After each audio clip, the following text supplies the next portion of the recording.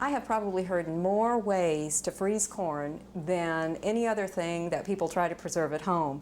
And while I appreciate their ingenuity, believe it or not, there is a right way to freeze corn. And I'm going to try and help you get closer to that if you haven't been following the exact instructions. There are some benefits to doing it this way. A lot of people tell me that their corn is just great all winter long, but I think if they had maybe a little bit different standard and they could use some of these procedures, they'd be a little bit happier with their product, particularly if they're going to keep it for any extended period of time.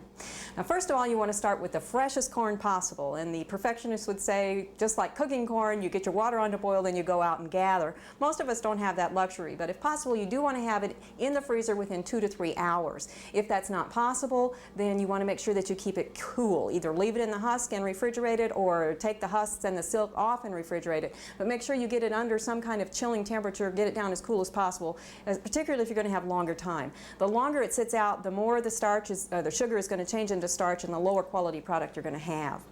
Now, the next thing you want to do is sort the corn according to size. We've got it husked and silked here, and if you'll look here, you can see that the corn is different sizes in diameter. This one's probably about 1.25 inches, this one's over 1.5 inches in diameter. And the reason that you want to do that is because the different sizes will take different lengths of time for blanching. Now, blanching is where I and many of the people who preserve corn in freezing methods depart ways. Blanching is very important for almost all vegetables that you freeze. Vegetables contain enzymes which will continue to cause deterioration. They'll continue to work in the freezer. So we put them in blanching, which is a heat process, for a specified period of time in order to stop those enzymes from working. Now, we're going to put all the same size in at one time as we can. We have a pot of water boiling here. Put about 3 ears or about a pound's worth in. If you want to cut them into smaller pieces, that's not going to change the diameter. If you have 1.25 inches or less, then you blanch for 7 minutes. 1.25 to 1.5 inches get blanched for 9 minutes, and over 1.5 inches in diameter, you blanch for 11 minutes. You start the timer again when the water comes back to a boil so that you know you've got the full blanching time.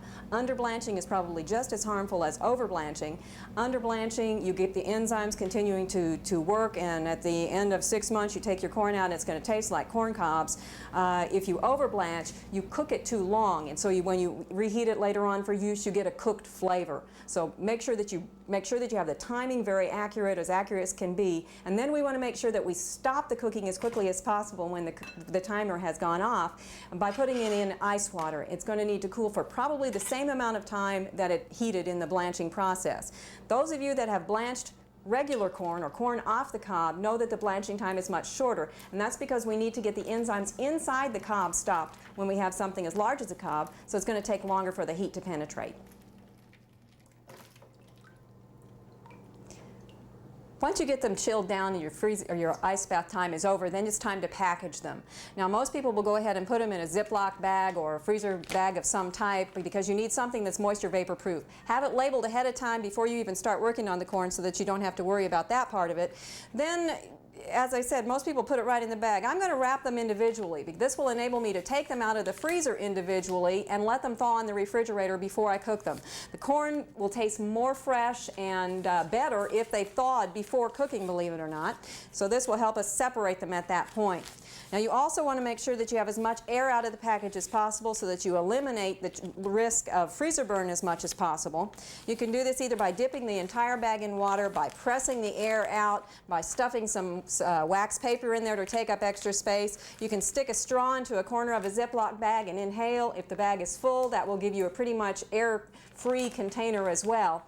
Once you do this, they go into the freezer as cold as possible. If it's 20 degrees, they're going to last about 2 or 3 days. If you can get your freezer at 15, they'll last you for probably 6 months. If you can get your freezer down to 0 degrees, they're going to last you for about a year. For Oklahoma Gardening, this is Barbara Brown.